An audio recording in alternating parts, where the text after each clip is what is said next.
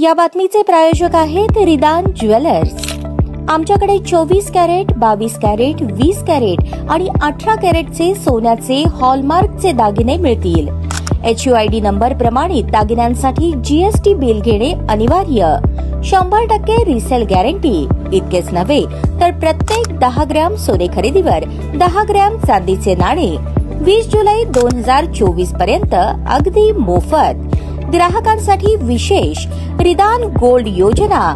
ग्राहकांनी सलग 11 हप्ते भरल्यावर 12वा हप्ता आम्ही भरणार। त्याची रक्कम 1000च्या पुढे कितीही। मजुरीवर 50% सूट देखील मिळेल।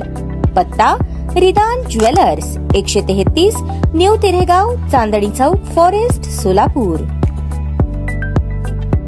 आता जगायचे तर भाजपमध्येच आणि मरायचे तर भाजपमध्येच, अशी भाषा काही दिवसांपूर्वी भाजपचे प्रवक्ते माजी मंत्री लक्ष्मण ढोबळे यांनी केली होती। पण त्यांचे चिरंजीव अभिजित ढोबळे हे शरदचंद्र पवार राष्ट्रवादी काँग्रेसच्या संपर्कात असून ते मोहोळ मतदारसंघातून इच्छुक आहेत। अभिजित ढोबळे यांनी काही दिवसांपूर्वी राष्ट्रवादी काँग्रेसचे जिल्हाध्यक्ष बळीराम काका साठे यांची जिल्हा परिषदेमध्ये भेट घेतली। अभिजित ढोबळे आणि काकांच्या भेटीला हे पाहिल्यानंतर पत्रकारांनी तो फोटो लगेच टिपला। लक्ष्मण ढोबळे यांनी लोकसभा निवडणुकीत आपली कन्या कोमल ढोबळे यांच्यासाठी भाजपकडून उमेदवारी मिळण्यासाठी प्रयत्न केला। कोमल यांनी तर BRS पक्षाचे अध्यक्ष KCR यांचीही भेट घेतली होती। लोकसभा निवडणुकीत मिळालेल्या यशानंतर महाविकास आघाडीकडून इच्छुकांची भाऊगर्दी झाली आहे। ग्रामीण भागातून तुतारी हाती घेणाऱ्यांची संख्या वाढत आहे। त्यामुळे मोहोळ विधानसभा मतदारसंघातून अभिजित ढोबळे यांनी राष्ट्रवादीकडे उमेदवारी मागितल्याची माहिती समोर आली आहे। यापूर्वी 2009 मध्ये लक्ष्मणराव ढोबळे यांनी मोहोळ विधानसभा लढवली होती। त्यांनी 5 वर्ष प्रतिनिधित्व केले आहे। अभिजित ढोबळे यांना राजकारणात स्टँड करण्यासाठी सरांचा प्रयत्न सुरू आहे।